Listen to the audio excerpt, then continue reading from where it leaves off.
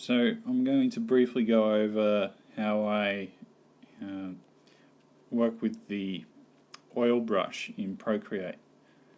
So most of the time I'll have a sketch drawn out, maybe using the HB pencil here and drawing that out in black. So if I have here we'll do just a quick sketch of a person looking down, and in order to create a bit of a traditional texture and feel to this piece, I'll use an oil brush texture, not just on the paintbrush but also on the smudging tool. So I'll go down to artistic and oil paint, and you can click on the brush itself and change the different tiers and different subheadings here that will alter the way the stroke is made. But as for right now, I want to be using, I quite like this picking up of the paint that's already down in the pixels, so I don't have to do too much more work in selecting out new areas and new colors for that space. I can just go in, pick up the color and paint through, and it'll blend out what's there. So maybe I'll do something that's quite a bit more like chiaroscuro, doing a hard edge shadow on it, and just go through and put a lot of paint down.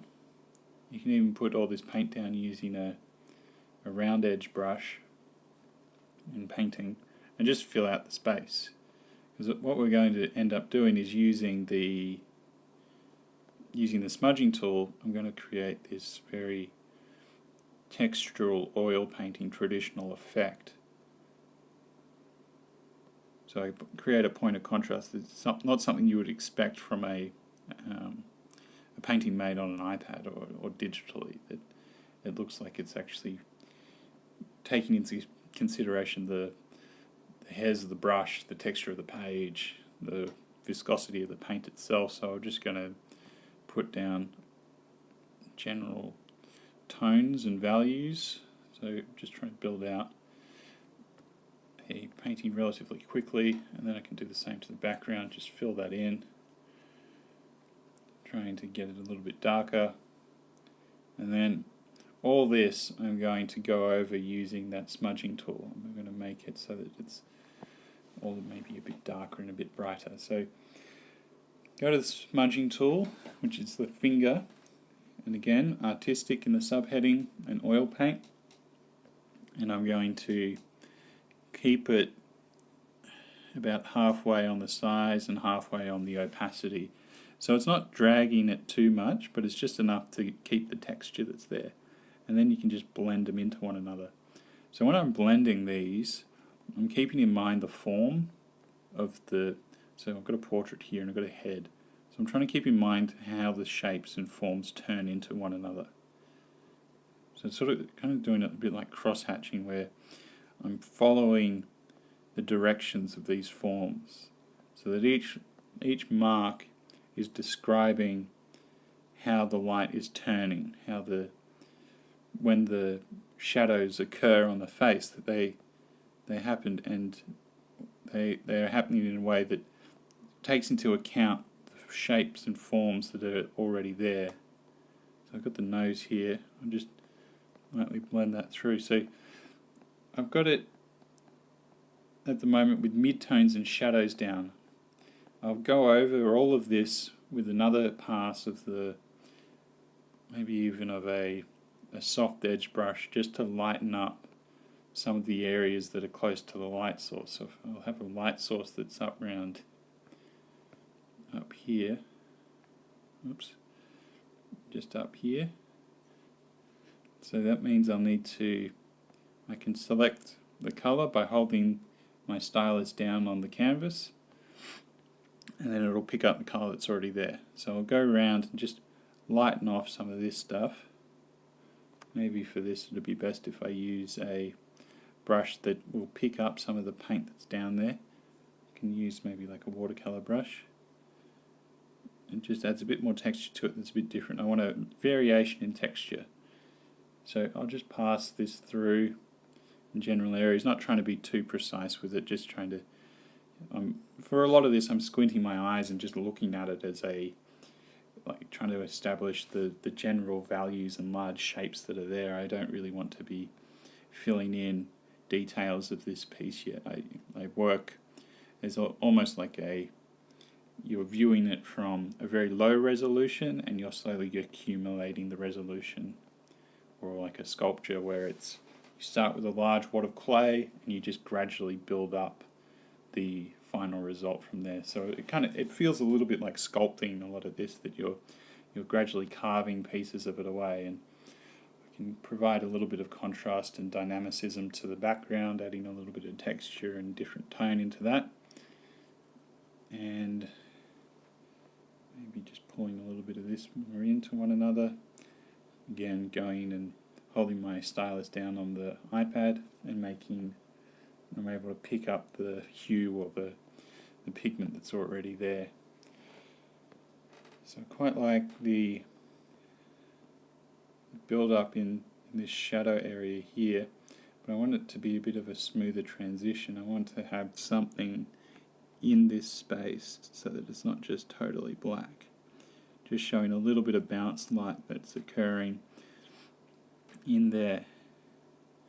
Maybe using just a little bit of these slightly darker tones that I've got here to just break up some of the black. I don't want it to look like it's I don't want it to look cartoony. I'm trying to get it to look a little bit realistic. And then again, going through with the smudging tool, and you can pull out and push areas up, slightly manipulate the forms. So it's a process of working back and forth between the two. Put down some paint, and then you can smudge and smear the paint around a bit. Then as you're approaching something that you're happy with, you can start to zoom in a bit more. So I'll stay about this far out from the piece, staying a bit of a distance away from it, and able to view it as you will see it when you first encounter the work. So I'm trying to keep the overall composition and appearances of the work in mind so that I don't get caught up in the details and then end up with a work that doesn't actually have an appeal from a broad sense, from a initial viewpoint. So you want the composition and overall piece to be working harmoniously so that the piece isn't fighting amongst itself in different levels of polish, that you build it all up together. So keep pulling all this background around and just smearing bits of it, and you can keep parts of the texture of the initial brush stroke. That's fine. I don't want it all to look like the same method of application. Having a bit of variety in there's going to help it and read with more interest and dynamicism, that instead of it being a clean, sober digital work that's got all these harsh edges, it's got some of them are very like this oil paint brush is really heavy on the application and the thickness of the paint, but also on the brush hairs themselves. So you can combine it with a soft edge, a very soft brush, maybe even going into like a fresco, and doing that on like parts that you want it to be really smooth. So maybe you got cheeks that you want to smooth out. So you can combine the two. So think about the texture of the surface that you're trying to show and what paintbrush would best show that texture. What will best show the material that you're painting. So I've got it pretty close to the general composition or general look of my character in, and now I can go in and pull out some of these finer details using either maybe even like this Gisellan ink. I think there is an artist crayon somewhere in here that's fantastic for doing these large blocking areas. So experiment with a few of these brushes. There are some that work really well for the different aspects of it. Trying to do hard, I'll do the Giselle ink and we'll see how that goes. I'll pick up some colour that's already down there and I'll start to define some of this ear out. Try and show that it's there are different forms in there, there are different parts that are catching the light and catching the shadow. So the areas that are directly encountering the light, I'm going to put just a little bit of this lighter tone onto, and anything that's turning away from that, that's where I'm going to start applying this nice little bit of a slightly saturated brown. And then I've got this area in here that I need to just show a little bit of the forms that are in here, just loosely indicating the eyeball and the eye socket that's in here. So I've got the upper and lower lid, and I can put some pigment down and then take some of the dark pigment back over it and just gradually build that up. And then I can drop the size of the brush all the way down and start doing little highlights, little areas where some of this light is catching, and really bump up the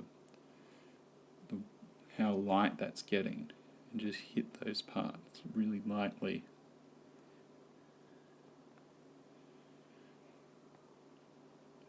And taper that one back a bit. So it's working in layers, doing a pass initially with the larger, broader brushes and filling out the area, and then just gradually going through and building it up, building up your different tones and the subtleties. That's what's going to make the best quality realistic work, at least, is building up the different variations and subtleties that exist within the face, that there's so many different forms interacting with one another. It's how you're able to bring them to a harmonious conclusion with each other, that they're not fighting with one another for dominance, that there's a hierarchy, that you have the brightest point, which is here on the cheek, and then everything's just getting darker from there, that everything's getting, as they're getting further and further from the light source, they start to just darken away. And it's the process of thinking of how, since I'm not looking at a reference for this one, I'm thinking about how the nose interacts with the light, and that it ends up casting a shadow below it. I'm going to switch brushes now and go back to the oil brush. I want to get some of this picking up with one another and blending together. I'm trying to find out that edge a bit more, showing this mouth that's in here. Maybe giving him a little bit of a mustache, a little bit of facial hair. I'm not liking how this is looking at the moment, so I'll go back in, try to tidy it up, make him look like he's a bit more relaxed. He's got a bit more relaxed expression. Just take that through and show this eyeball in here.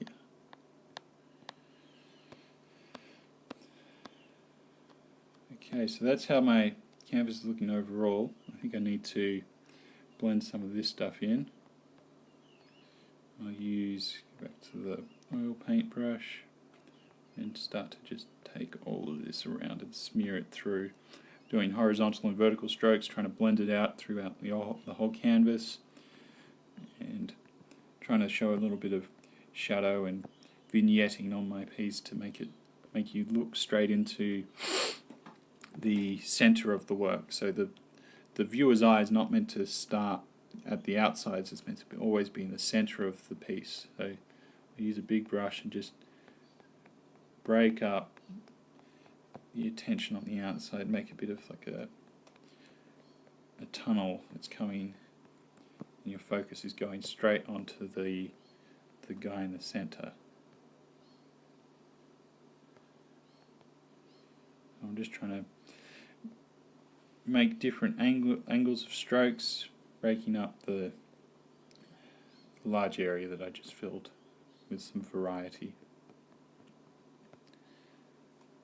And I'll smooth some of those lines in together.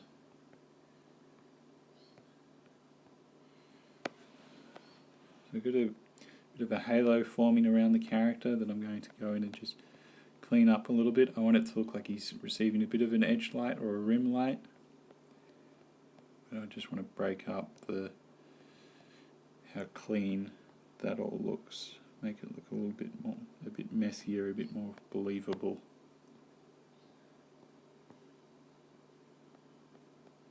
So you can keep going through the smudging tool at any stage. You can use it at the start and at the end as you're going to just trying to smear the different tones in together, the different pigments, so that it looks like it's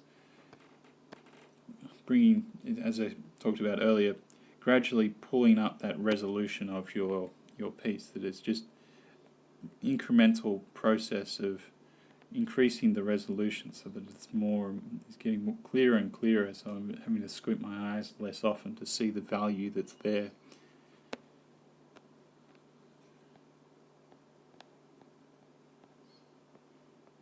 Okay, so I've got it up to I think I'm about halfway done on this one. I've got a lot more to do in terms of cleaning it up and making all this stuff look like natural forming flesh, but I'm going to check the proportions and whether I've lined everything up correctly. So I'm going to go to Canvas and flip Canvas horizontally.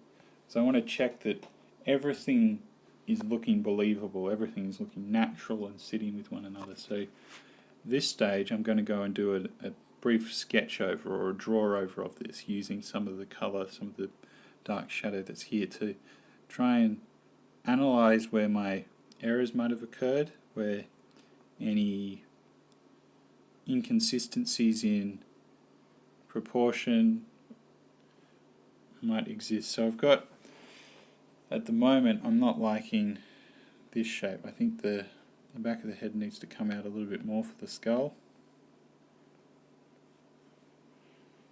And then I want to get some more of this in, some more of this angle of the nose and this side of the face to define that out just a little bit more. I don't want to show too much of it. I want it all to look like it's going into shadow, that this is the important section through there, showing these shapes where these moments of mid-tone and highlight exist. So it's kind of designing the shapes of the shadows and the highlights to show the forms of the face that are the most important with painting. A little bit different to drawing, where you can just describe it all with lines. With painting, you're instead describing it with shapes. And it's how those shapes relate to one another that will give you the likeness of your character, if you're doing a painting of a person or a study or one from imagination, the shapes that you use will give the life to your character. So I might do a little bit more on this ear as well, bring that down just a little bit, and doing the inner parts of the ear and the structures that form within there. It's not too important. I'm not doing this for an academic study. It's just a personal imaginary character, really. I haven't got too much of an idea of who it is, but just exploring using some of these different methods in order to create a final image or rendering. So I've got the sketch down, and I'm just working all on one layer.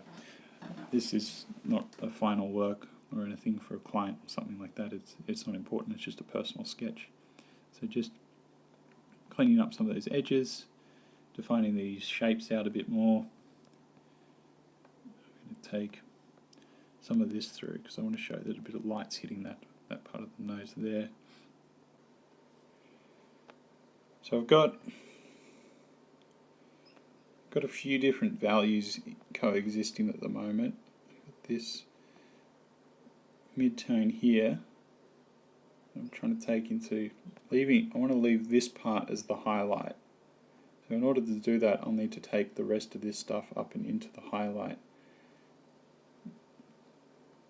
And take it down here, bridging that gap. So I want, in order to have this as the midtone,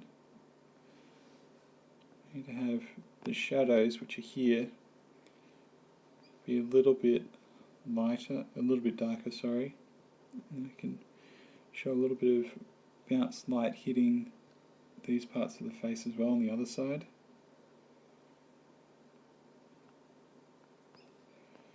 Okay, so yeah, gradually building things up, re-evaluating where I'm at, where the painting's sitting, and maybe even doing some darker parts as well, so things that are turning away from the light source and not having any bounce light hitting them and getting the darkest.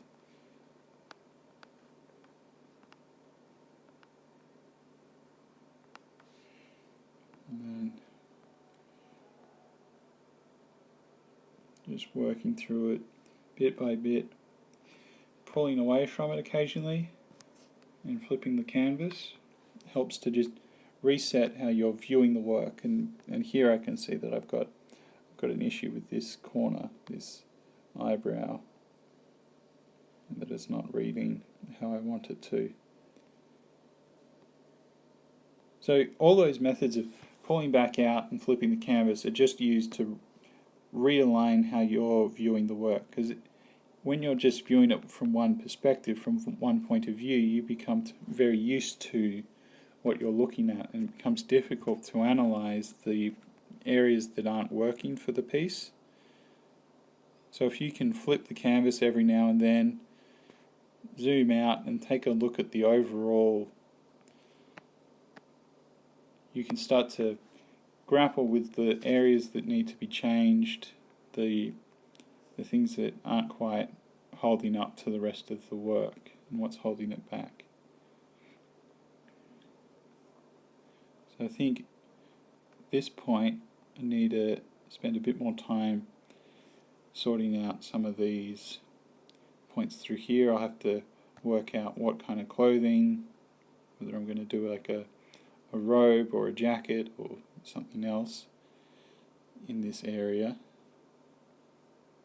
Maybe I'll do like a collar and it's just wearing something simple.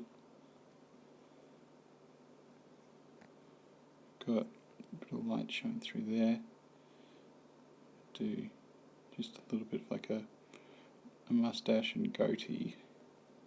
So using the oil brush for that, it's really good because it's simulating hair. It naturally, the texture that it's creating is very similar and very close to the texture of hair. So if you just take it through a couple of areas that are like that, you can pretty quickly build up a convincing look for natural hair. So if I've got areas that are up around here that I want to make look like they're maybe a bit more of a smoother gradient, smoother texture, I'll take the airbrushing tool through it and you can start to blend out some of these harsher textures and take them into it more evenly and subtly, so that you're sort of smearing the texture and edges out and showing that this stuff through here, the cheeks and the forehead, they're a smoother transition. The texture that's there isn't as hard as the mustache or goatee. So I now want to add a few highlights, and in order to do that I'm going to go back to my pencil and I'm going to pick up where my brightest point is on this canvas. If you have a look at the colour, it's actually about like a 30%. It's really quite dark. So if I put a white on top of that, it looks really white. So I'll just do that in a couple of spots where I want to show some like specular highlights for this character, and maybe taking some through on this edge. So I'm just pulling out areas that are going to be hitting the light directly. I don't want too many. I just want to do one or two, and maybe I'll do just one that's in for the eye. And since that's too much, I went too far with that, I'm going to blend that in. I'm going to use this textural brush and zoom in and just start to blend that out. I don't want that to look so harsh.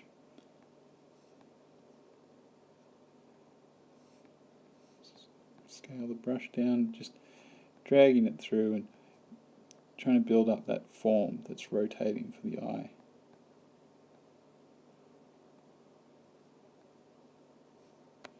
Okay, so I kind of like the look of that. I might just take that through one more time. Pull out that eyebrow, that eye socket in there. Alright, and then all this pencil stuff that I did earlier as the draw over, I'm going to get rid of those lines because I don't want this to be about the lines, I want this to be about the shapes.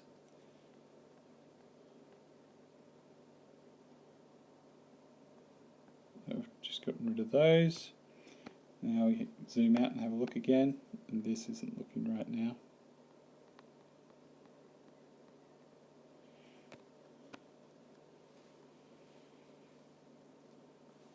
So that's not looking too bad. Maybe need to make part of this ear a bit lighter. And for working on this part, I'm squinting my eyes since I've zoomed out, and I'm trying to look at it as if I've just encountered this work for the first time from a bit of a distance, so that I can see how it looks as an overall. What your impression would be when you first see it.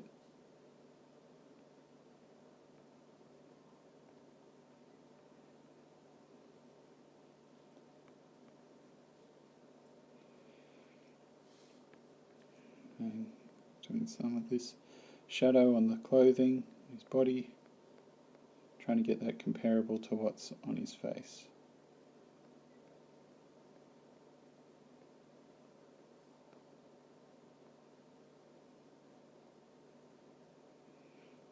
Alright.